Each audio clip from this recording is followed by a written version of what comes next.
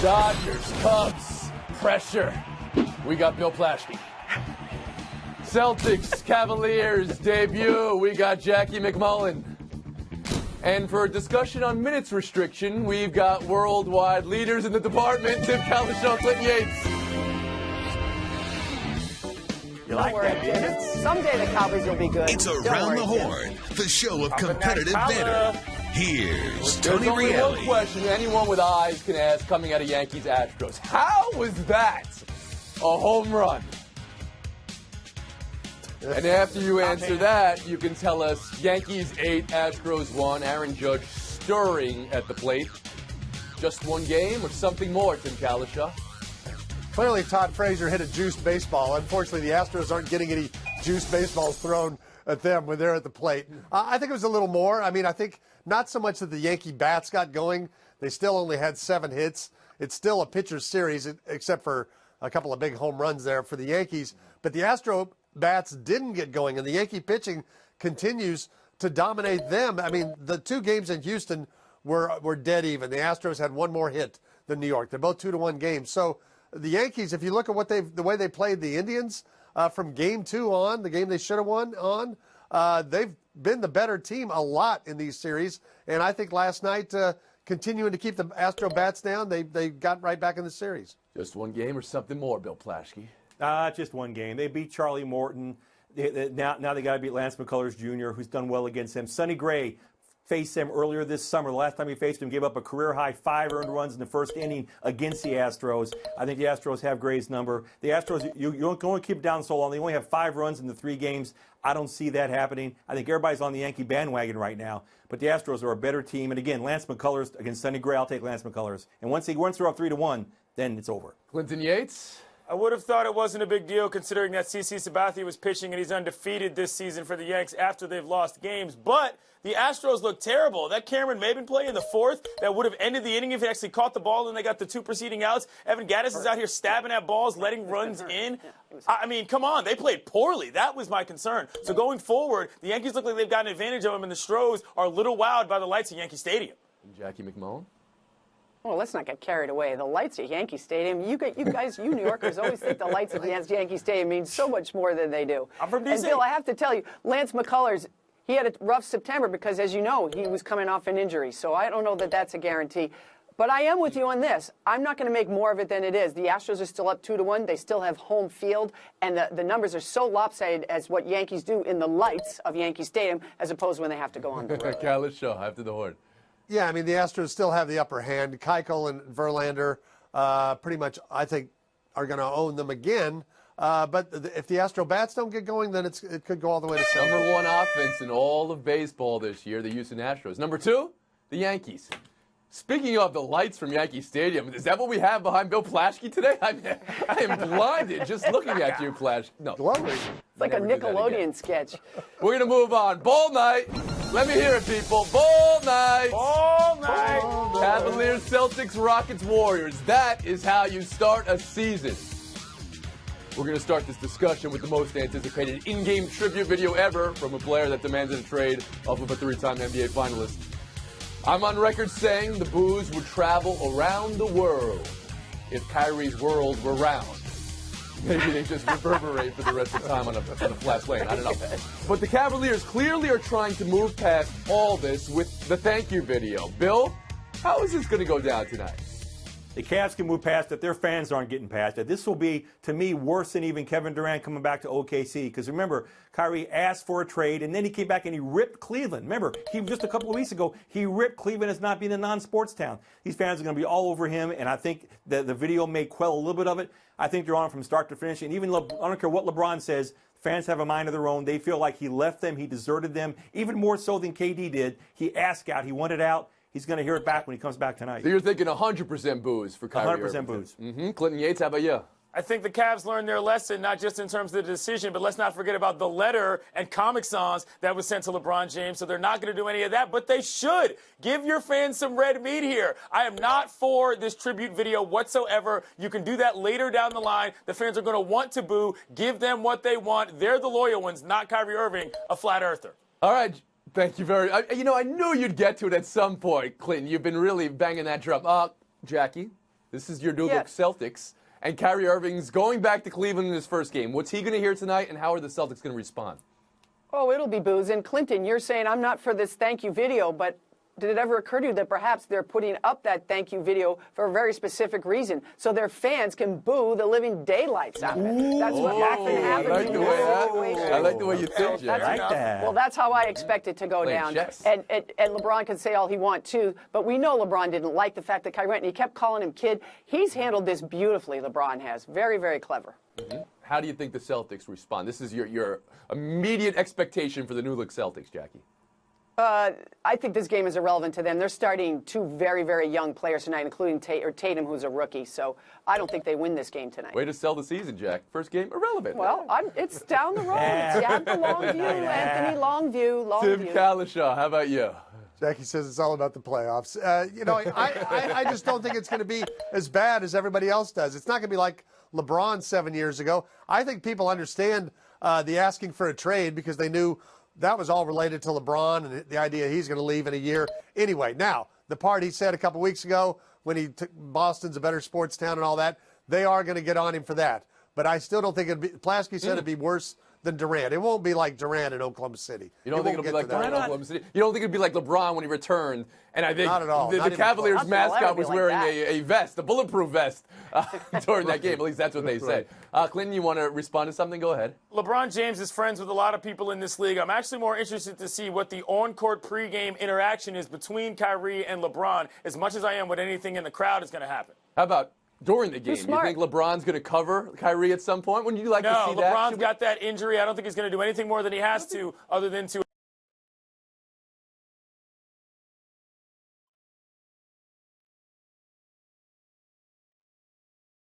appease Cavs fans that he's not injured.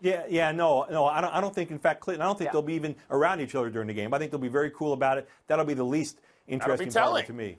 Yeah, LeBron is way too smart to overtly do anything to Kyrie Irving. He's not Kevin Garnett declaring Ray Allen is dead to him. That's not how LeBron rolls. That would be so much more fun, though. You know, Jackie, I'm going to have to take some points away. You're not even going to address the Celtics. It's irrelevant in Game 1. We have to have something I can from address them. game. You didn't ask me that. You didn't ask me that. What is the expectations, your immediate expectations for this team? That's the question. I think this team is going to be a lot better than people think. It's interesting how people have cooled on the Celtics since this trade because of Avery Bradley. Now, listen, people. I love Avery Bradley as much as anybody else. But go look at his defensive metrics, which you all talk about. Marcus Smart's were actually better last season. So calm the Jets on losing Avery Bradley and making one of the people who cooled Ectoplasm, Bill Plaschke behind him.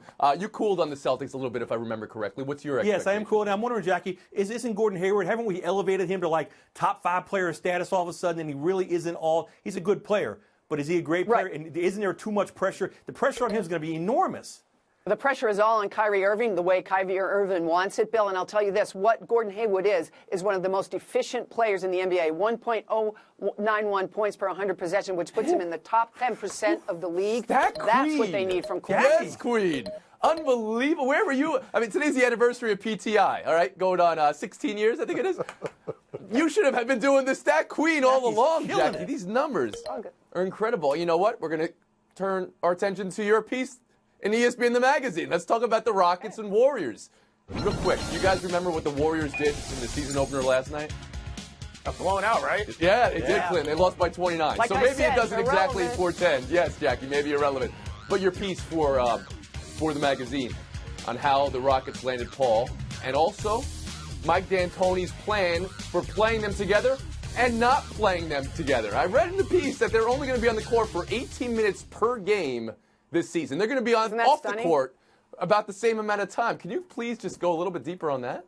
Isn't that stunning? It's a stunning statistic. But the idea is what D'Antoni told me was, I will have a Hall of Fame point guard on the floor at all times. And I said, what if they have 4 fouls each? He said, I don't care. First of all, I don't care about fouls. Second of all, they're not that foul prone. So the idea is to bring It's easy to say that now before they have fouls called on them. I agree. But let's go historic here, okay? Teams have had 2 elite players, Hall of Fame type players. I'm thinking of Durant and Westbrook a few years ago, or Kobe and Shaq with Plaschke.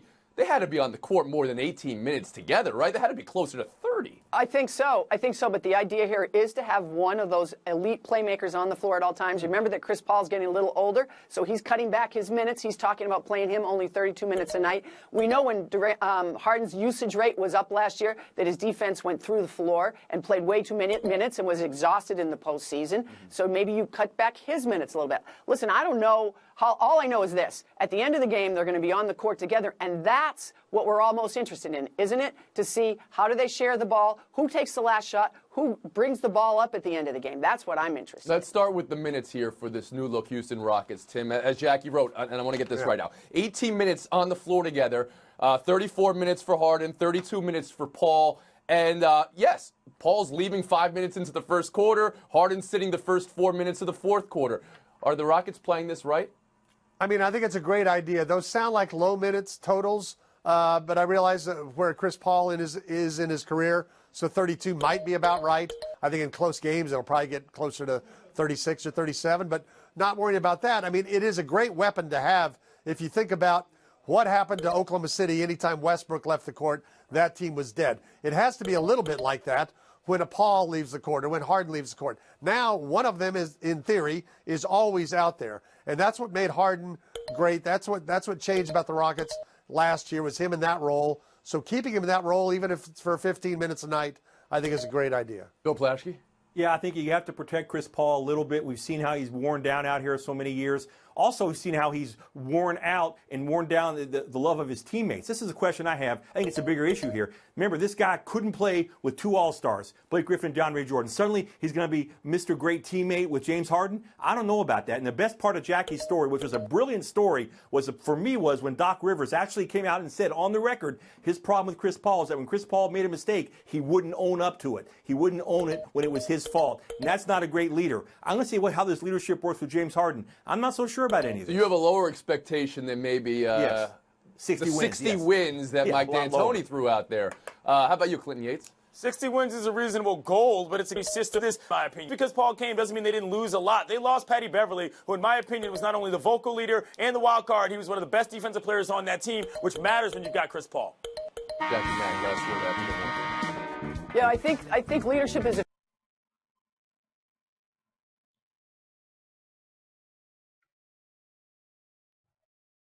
fair question, Bill. I think both of these guys have acknowledged the mistakes they've made in the past in their previous locations. So Chris Paul talked a lot about communication, spending time with the guys. We'll see if it bears fruit. I just wonder if it's easy to game plan if you know exactly when guys are going to be coming out of the game every game. And, right. And some of the monitors can go court for more than I'll get back to you. Right now. Thanks, Jackie. We're taking a break right here. Buy or sell is next. Stick around. Sell. Cubs Dodgers. You versus Hendricks tonight, which sounds like a Guitar Hero dream setting. Cubs have scored 3-3-2-0-9-2-1 this postseason. National panel, I'm going to ask who has the most pressure on them tonight. The Cubs bats, Joe Madden, the Dodgers, or Bill Plaschke? Tim Kalisha, start us off. I'm going to start with the Cubs bats because I think that's where it is. From the All-Star break on, they were the highest scoring team in baseball. And those bats just haven't gotten going, except for one night in Washington, one 4.5-hour game. They've been silent, and they didn't do anything at Dodger Stadium. They need to take their manager off the hook by getting going tonight. I'm going to let the secret of the ooze sit for a second because, Bill Plaschke, let's just get this all on the table right here. Last year, you called the series over when the Dodgers were up 2-1, and, of course, the Cubs came back. So a lot of pressure on you. Clinton Yates, before we get to Plaschke. I saw that 4-hour game, and one of the most important people was Joe Madden. But in that last game, the situation that happened with Lackey was completely unforgivable. I think the pressure is on him to put his team in a better position to win in this situation because all those numbers you added up, 20 runs, Tony. That's not enough in 7 games. Jackie Mack? Well, how about the Cubs relievers, though? They have a 7.03 ERA in this postseason. It's kind of hard to choose between them and the hitters who are only batting 162. Madden he's Teflon. Nothing bothers him. Nothing affects him. So even if there was pressure on him, I'm not sure he would even notice. It's all about his players right Bill now. Plaschke. Last year, I didn't know what I was talking about. This year, I do. This year, this series is over this year. There's no pressure on the Dodgers. Okay, here we go. Write it down. the Cubs cannot hit the Dodger pitching. The Dodger hitters are wearing them out, and the bullpen is unscored upon for the Dodgers. Why do you do this? Why do you? I mean, you don't Joe have to Madden call it lost over. his I'm not mind. asking you to call it over. Well, I am. I'm just Well, but I asking am. you to. I'm asking you if the Cubs bats are going to wake up, if they're on Yes. pressure, if Joe Madden has some pressure. Meanwhile, you just have to announce the series over. Chris All right, Bryant and Anthony Rizzo are batting 167 combined. It's all on their shoulders. They haven't done the job. All the pressure, those are two guys. Those are just a set of their offense. They've done nothing. The pressure's on them. We'll But move yes, on. it's Buy over. or sell two. Quote game. Who said it? Bleeping bull bleep on his minutes Every player in restriction. the NBA. What do you Every think? player, but especially Joel Embiid, of Embiid. course. So Blashky, buy or sell Embiid's displeasure here. You know what? I'm buying it. Fans want to hear this. He just signed a $146 million contract, and yet he's guaranteed all that money. Yet he's going to complain about wanting to play. Fans want to hear that. I know he missed 37 games last year. His high minutes last year was 30 minutes. Still, the fact that he's saying this and acting like he wants to get out there, that's good. Lee missed 51 games last year. Let's go to Clinton Yates. I'm buying it. I love Joel Embiid. He's the biggest star in the NBA yet to happen, but I'm selling the fact that they don't seem to be able to work out any of this behind the scenes. He doesn't even know his minutes. You might want to bother to tell him that on some level so he doesn't So you embarrass think you this in playing public, out- which I enjoy. As publicly as it is not necessarily a good sign for the process-trusting Philadelphia Correct. 76ers. Jackie Mack, how about you? Clint, I'm going to stick my neck out and say that Joel Embiid knows exactly how minutes he was going to play and that he might be on a minutes restriction because he's Joel Embiid. It's stream of consciousness. He doesn't worry about little details like someone might have already told them about it. I'm buying his passion for it, but I'm selling the idea that he shouldn't be on a minutes restriction because he should be to start the year. Tim Kalisha? I hate to echo the guy with the popped collar down in front of our nation's capital, but they should have put this out 2 weeks ago for all of us to know so it doesn't go back and forth between the coach and whatever. I mean, if this is really happening, the day before the season gets going, he doesn't know, it's just a bad look. What are we looking at from Embiid this year? I mean, I think you're all expecting a jump, both in games played, of course, and maybe in minutes in the end. What are we looking at, points and rebounds, Jackie Mack? That's a good question. I'll go 17-8 because as great as he can be some nights, he still hasn't proven to me yet that he can do it every single. DY? If he's actually on the limits restrictions, I think he can actually pull off a double-double. Let's say 15 and 10. Flashkey? Yeah, I'm saying 17 and 10, double-doubles within his reach. You've seen him in preseason. He's unbelievable. Kalisha? 16 and 9.5. Okay. You guys know he averaged The 20 and pressure, 8 right? last You can't year. go over? What is He this? was 20 and 8 last year. You all have him going under 20 points per game. I find that surprising. We'll move on. Buy or JJ sell Redick, three. baby, lots of shots. What you're hearing here from Mike McCarthy about the Packers quarterback situation. Do you have any idea of bringing Colin Kaepernick in to compete for that backup job? Did you just listen to that question I just answered? Just to bring it in? Okay, I got 3 years invested in Brett Hundley, 2 years invested in Joe Callahan. The quarterback room is exactly where it needs to be. I got 8 weeks invested in Clinton Yates on this show, and I'm convinced you're going to give us the perfect answer here, Clinton. Buy or sell McCarthy? I'm buying his logic. I don't think that what he's saying is correct, though. That's my problem with this overall notion of the whisper campaign. People who have legitimate reasons for wanting to keep a guy off their roster are mulled in and thrown in with everybody else who doesn't want him for obvious other reasons. It's unfortunate, but I believe him. He's just wrong. Jackie Mack?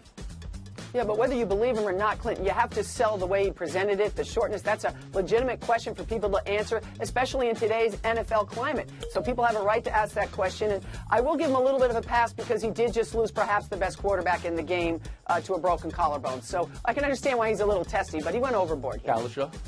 Yeah, I'm going to buy McCarthy here. The Packers, more than other teams, believe in their own players. They're not the ones to go out, whether it would be Kaepernick or Romo or anybody else, and go say, well, let's go see if that works. They do believe their backup quarterbacks. We saw what they did with Rodgers, sitting for years behind Favre. Well, let's go see what Hundley does there. I'm selling this. It shows how angry the NFL is at Kaepernick. It just shows there's a question about a backup quarterback. Why be so testy? Why be so overboard about it? I'm totally selling it. Tim Kalisha. Bill Plash. What happened there? What happened to me? Votes for you right now. It's in there. Minutes restricted. Clinton Yates, Jackie McMullen. That's our showdown in 2 minutes. Rather than go with Castle Whedon, which is a Game of Thrones landfill, Tennessee rushed back Mariota. Maybe it didn't look great for 2 quarters, did by the end of the game. Clinton Yates, Jackie McMullen. Welcome to Showdown. Are the Titans the kings of the AFC South? With a negative 18-point differential in their 3-3 season, absolutely not. I know that J.J. Watt is out, but the Texans with Deshaun Watson look like the real truth, and they're more fun to watch than everybody else. Well, they are more fun to watch, but Mariota isn't completely healthy yet, and they still were able to win this game, Clint, because they just kept him in the pocket and said, don't go anywhere. This is a big win for them. They'll be better going forward as he gets healthier. Didn't exactly answer the question there, Jackie. Who is the king of the AFC South? Point then goes to Clinton Yates. Showdown 2. Cow on the loose. Cow on the loose in Brooklyn. Jackie, he's on a soccer field, so you're sticking to sports here. Credit to the cow or blame to humans? Oh, credit to the cow. He is literally running from his life. He escaped from a slaughterhouse. Run, cow, run. I have so many places. I will adopt you. Just give me the name and the information. Credit to the cow. He's got bad coaching. Everybody knows you're still onside if you're inside the half line. You got to make that run to the end. Get that through ball. Come on, cow. Got to score there. We're talking about his life here, Clinton. We're not talking about a game. This is no game, brother. This is this cow's life at stake. No game. It's a game it's no when game. It's a sports channel.